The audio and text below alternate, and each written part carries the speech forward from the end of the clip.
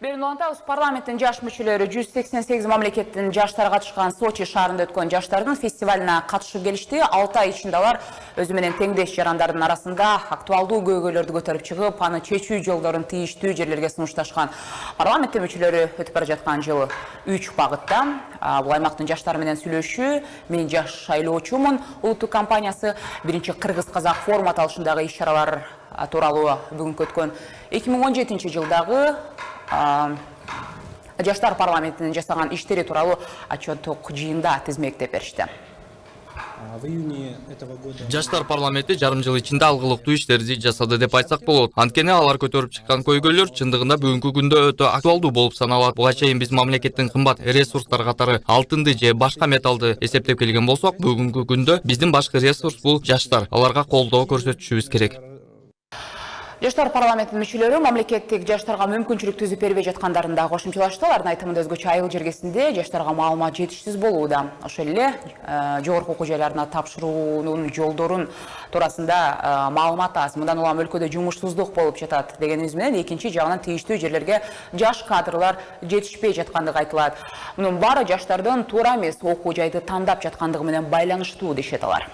Первая проблема, естественно. Бүгүнкү күндө жаштар туш болгон көйгөйлөр өтө көп. Аларга мисал катары менин жайында Баткен облусунун Кадамжай районунда жүргүзгөн изилдөөмдү айта кетейин. Ал жакта маалымат жетишсиз экен. Андан улам билимге умтулган жаштар чет өлкөдө билим алмак тургай, өз өлкөсүндөгү жогорку окуу жайларына кантип тапшыруу керектигин түзүп билишпейт.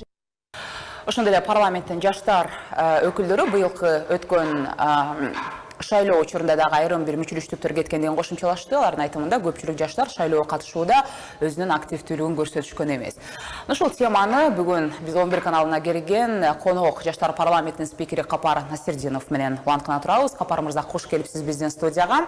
Мен биринчи эле сурам, жогоруда жыйынтыктоо боюнча ушул жаштар парламенти жолсу сиздердин баягы ишмердүүлүгүңүздөрдү жыйынтыктоочу бүгүнкү иш-чарада айтылгандай ошол эле жогорку окуу жайларына байланыштуу коррупциялык иштерди ачыкка чыгаруу, ошол эле оюн автоматтарын каттоого алуу сыяктуу иштер аткарылгандыгы айтылып өттү. Негизи эле баягы жыл жыйынтыгын чыгаруу менен эле ушул комплекстүү иш-чараларды аткарууда кандай жемишин берди же жыйынтык болду? Саламатсыздар, урматтуу теле көрүүчүлөр, урматтуу келе жаткан Кыргызстан, биринчиден сурооңуздарга жооп берерден мурда жалпы кыргызстандыктар келе жаткан жаңы жыл менен жаштар парламентинин атынан куттуктап кетмекчимин. Абдан туура айттыңыз, биз чындыгында бул жаштар парламентинин алкагында көп иштерди алып бардык. Бул биздин жаштар парламенти өзүнүн багыттарына жараша комитеттерге бөлдүк да. Бул жаштар комитети жана адам укуктары боюнча комитети, экология боюнча комитеттери да. Анан ошонун алкагында биз көптөгөн сурамжылоолорду жүргүзүп жаттык. Ошол учурда мисалы үчүн биринчи жаштар боюнча комитеттин ишмердүүлүгүн айта кетсем, биз ошол жаштар парламентинин алкагында именно жаштардын менен байланыштырылган студенттер менен сурамжылоолор жүргүзүп жаттык да. Ошол буга чейинки ошол университеттеги коррупциялык абалгандай студенттердин жана акча берүүсү дегендейчи. Бул биринчиден. Экинчиден, өзүңүздөр жакшы билесиздер, быйыл бизде 2017 жылы эң тарыхый окуя болду. Бул президенттик шайлоо болду. Биздин мамлекет башчыбызды шайладык. Мына ошол алкагында биз мен шайлоочумун деген компания жүргүзүп, ошол бардык жаштарды шайлоого катышууга чакырдык да, активдүү катышуугачы. Бул биринчиси.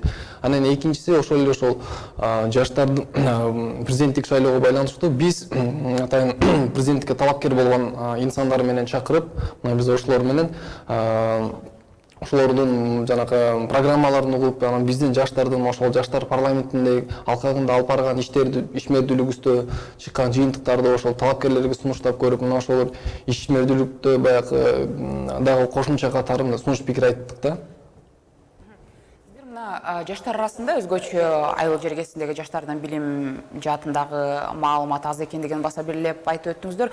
Буга карата атайын айыл жергесиндеги жаштарды ошол маалымат менен камсыздоо жаатында кандайдыр бир долбоорлорду иштеп чыктыңыздар беле? Ооба, сиз туура айтасыз. Чындыгында аймактарда эң көйгөйлүү маселе бул жаштардын баягы билимге болгон талабы канааттандырарлык деңгээлде ала албай жаткандыгы да. Бул албетте аймактарда биз ошол азыр заманбап болгон интернет баягы немеси дейбиз, желеси десек болот. Ошол желеси жетишсиздигинен бул биринчиден, экинчиден маалыматтын аздыгынан ошол аймактарда маалымат жетпей калып атат да. Биз атайын иштеп атабыз да, бир баягы маалымат берүү баягы жолу катары, метод катары. Биз ошол чындыгында биз азыр көбүнчө социалдык тармактарды көбүрөөк колдонуп атабыз, анан интернет тармактардынчы. Бирок биз атайын аймактарда өздөрүнүн баягы жаштар кеңештери аркылуу, ошол жаштар кеңештери мына ошолор уюмдар аркылуу биздин жанакы Кыргызстанда же жеке эле дүйнөлүк болуп жаткан иш-чаралар жөнүндө маалымат берип, жана окуу боюнча маалыматтарды берели деген ойлор менен, ошондой бир топтор менен, коомчулуктар менен ошо биз иш алып барып жатабыз да. Капар мырза, менин дагы бир суроом, мына багы жаштар парламенти деген сиздердин ишмердүүлүгүңүздөр же болбосо кандайдыр бир башында багыт алган долбоорлор туурасында кандай иштеп жатасыздар? Бул туурасында маал менен багы информация жосо маалымат алып турабыз, бирок ошол эле кезде багы саналуу күндөр калгандыктан ошол жаңы кирип келе жаткан жаңы жылды эске алганда деги эле жыл жыйынтыгын чыгара турган болсок, сиздер үчүн, жаштар парламенти үчүн бул жыл кандай жыл болду, кандай ачылыштарды жасадыңыздар, деги эле сиздердин ролуңар канчалык болду да ушул коомчулукта? Чындыгында бул өткөн жыл жаштар парламенти үчүн абдан жемиштүү жыл болду десем болот да. Бул биринчиден болуп, биз өзүңүздөр билесиздер, 2017 жылы эң жогорку деңгээлдеги иш-чара бул дүйнөлүк жаштар жана студенттер фестивалы болуп эсептелинет да. Бул Сочи шаарында өткөнүчү. Мына ошол Сочи шаарында биз баса белгилеп кетчү нерсе, биринчи жолу Кыргыз Республикасы республика катары катышты. Анын ичинде жаштар. Мына ошол иш-чарага биз барып көрүп келдик. Мына ошол 188 өлкөдө келген лидерлер, баягы инноваторлор, новаторлор, жаратуучулар, жаратмандар келишти. Ошолор менен биздин пикир алышыштык да. Биздин идеяларыбызды айтып бердик, алардын идеяларын угуп көрдүк, алардын методдорун, алардын жанакы биздеги билим алуу боюнча, социалдык маселелер боюнча, алардын жаштардын, дүйнөнүн жаштары боюнча кантип чечсек болот, кандай кылып чечсек болот деген суроого биз пикир алышып келдик да. Бул абдан чоң, бул жеңиштүү болуп эсептелинет. Себеби биз ошол келгенден кийин, ошол иш-чара барып катышып келгенден кийин өзүбүздүн жаштардын арасында ошол алар менен чогуу биргеликте иштелип чыккан баягы немелерибизди, программаларыбызды биз талкуулап, мына ошолорду элдерге жайылтканга болду. Бул биринчиси. Экинчиси, өзүңүздөр жакшы билесиз, биздин президенттик шайлообуз болду. Андан тышкары дагы көптөгөн иш-чаралар болду да. Ошол эле кошумча катары айтсак болуп кетет.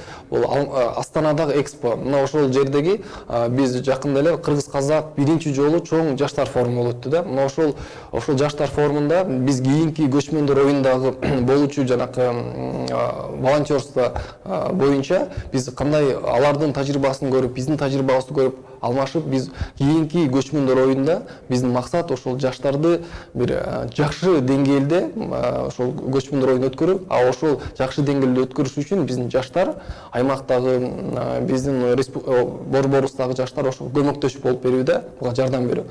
Бул биз үчүн эң бул жемиштүүлөрдүн катарына кирет. Ошол учурда биз жаштар парламенти ар бир мүчөсү биз жөнөкөй эле буга чейин парламент эмне деген нерсени билсек, биз жаштар парламентинен кийин негизи өзү парламентаризм эмне экенин түшүнө келдик да. Биз билебиз, мыйзам кабыл алыш үчүн өзүнүн атайын процедуралары бар, 3 окуудан өтөт, ошол комитеттерди иштеп чыгыш керек. Биз да ошол нерсенин баардыгын түшүнө баштадык да. Бул ошол жаштар парламентинен кийин кандай процедураларды өтүш керек. Мына ошол бир мыйзам долбоору кабыл алып жатканда баардык баягы катышуучу жактардын баардыгын карап чыкканды үйрөндүк да. Биз ошол именно мамлекетке да пайда болсун, ар бир жаранга да пайда болсун, мына ошол коомго да пайда болсун, жана ошол учурда коррупциялык система болбош керек деген нерсе менен биз үйрөнүп чыктык да. Бул илимий ар бир адамдын билимдик деңгээлде алганда бул абдан чоң биз үчүн жетишкендик да. Капар, сиз айтып жатпайсызбы, жемиштүү жылдар болду, биз көп жерлерге бардык, пикир алыштык, өзүбүздүн долбоорлорубузду, программаларыбызды сунуштадык, бирок ошол учурда биз билебиз, чет жерде дагы көптөгөн кыргыз жаштары бар, акылдуу десең акылдуу, билим алып жатышкан. Кандай дейсиз? Ошолор менен багы маектешүүгө келгенде, мисалы, дал ушул Кыргызстандын жаштары эмнеге көбүрөөк суусашат экен?